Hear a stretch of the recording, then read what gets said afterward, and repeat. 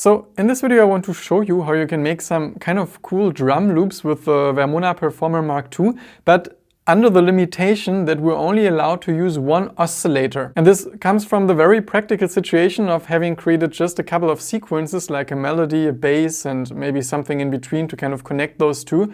So we're left with one oscillator to do some rhythm stuff. And it might sound really limiting, but if you take some closer look, you can find out that there are actually a couple of cool things that you can do. And through this limitation, it becomes kind of charming. And I mean, you can't do crazy drum parts with it, but just small, minimalistic rhythmic figures that are super cool to play with. And I'm going to use the upper oscillator here, so you can see that this one receives some MIDI. And I've also set up in Ableton Live some external instruments, so I can just play this one oscillator here through Ableton, because we're also going to do some sequencing inside the DAW, but it's totally applicable to some hardware sequences as well. If you don't know how to connect the Performer with Ableton Live, I've made a video about this in the past and you can find it here. And the thing I want to start with is the noise waveform. You can see that it's already selected here. We have the noise, and by default, noise always sounds the same. So if the keyboard tracking is disabled, we have basically the same sound everywhere. Now I'm playing on my keyboard, it doesn't fit on some of the cameras,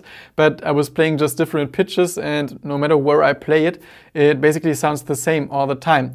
But if we enable the keyboard tracking, we already have some different response, because if we play some lower notes, so now I'll play at the lower octave of the keyboard, we have a different type of tone than if we play some higher notes. Because now we say that the higher the note we play, the more the filter opens. So we have some kind of separation in tone already. And in addition to that, you can also select velocity sensitivity for the oscillator. So now in the edit menu, it's under number 4, and you see I selected it here.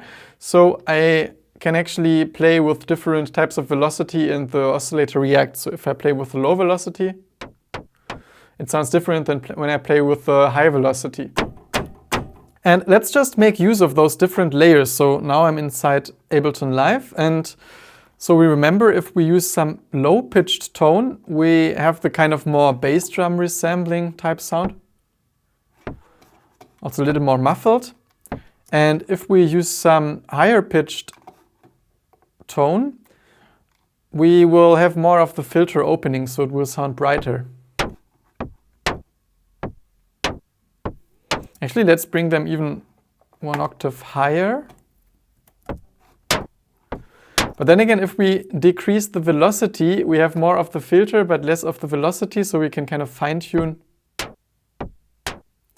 the sound. And now they're both at the kind of similar volume, but with different sounds, which is cool. And now between those notes, we can just draw in some other ones that, yeah, just fill up the space, and they again sound a little different. I mean, it's not like a crazy difference, of course, but by just drawing a little, you can come up with some already kind of cool, small, minimalistic grooves.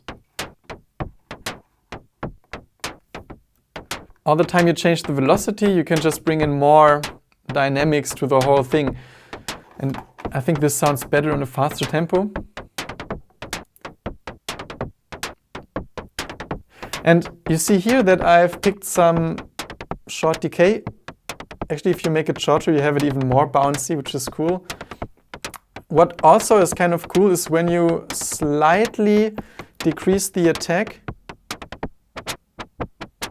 you get this kind of thicker sound that almost sounds like you're playing a hi-hat with the shaft, or it's a bit chirpy as well. I mean, the punch goes away, but if you're just looking for like a one oscillator loop, this can also be super interesting. At some point, you get those sounds, very windy. But again, here it's also really enjoyable. You can also bring in some more random quality by using the sample and hold LFO, and I like it a lot. It's already selected here. Although, first of all, you have to check that the LFO is selected to be synced to the MIDI clock. It's under number 8 under the settings. So here you see it's selected.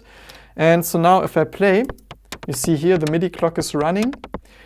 And for the oscillator to see what tempo it is, I actually changed to something that shows me the tempo. I think this should be 16th notes. Yeah.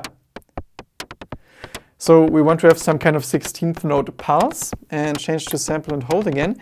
And now if we apply the LFO to the filter envelope or intensity, it adds kind of a random layer. So now it's kind of random how much of the filter will be applied.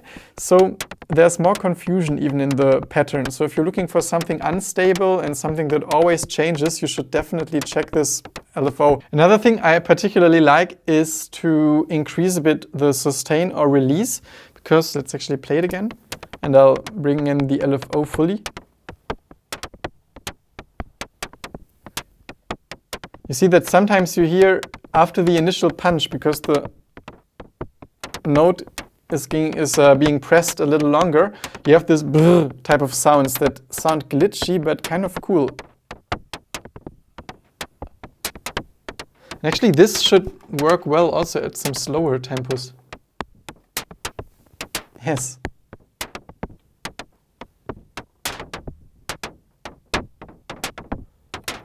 So you get some very cool figures. I mean, you can always also try the LFOs that are more stable, like the sine wave. Actually, this is also super cool. Always so many possibilities.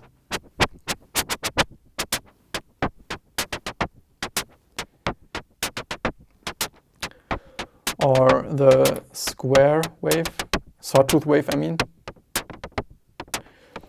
Also interesting if you do it at some slower speeds. I mean, you can also do this without syncing it to the rhythmic grid, and that way you will have even more kind of results that sound a little more off and absurd. I always like to sync them though.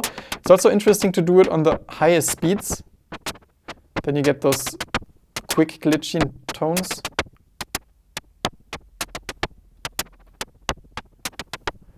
Really cool figures.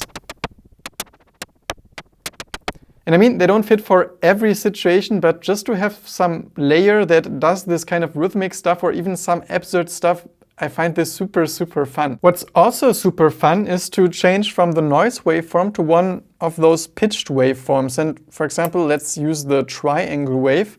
And I mean, now it sounds again a little more like some melodic line.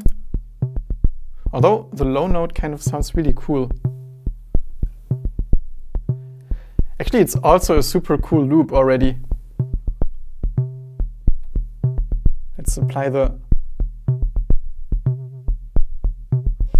I didn't intend to show you this type of sound, but it's a typical example of that the performer always surprises you in some ways. Wow, this sounds so cool. Anyways, you can explore this further.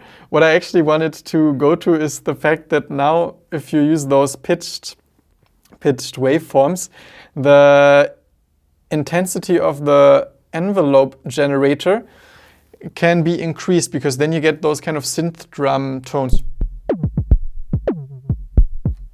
And let's make it short for now.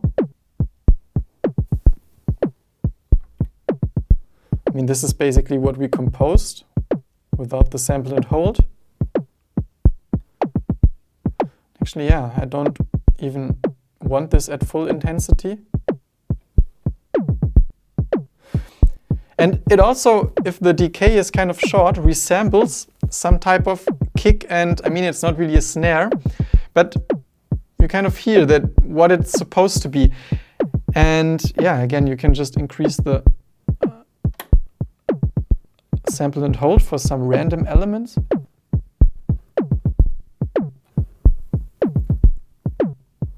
And get those kind of cool tones. You can also always see if it sounds cool with this resonant peak. Although I don't like it so much here.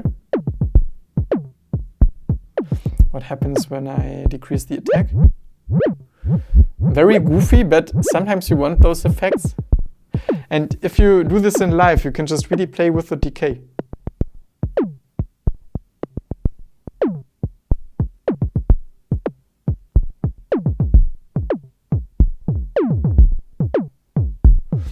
Just have some fun with it. And also you may want to try with just 50 of the keyboard tracking. So the filter is a little more stable, a little more gentle when it comes to the difference between how it affects the low note and the high note. So yeah, I just really enjoy this limitation, and also generally I always really enjoy limitations because they make you more productive in my opinion.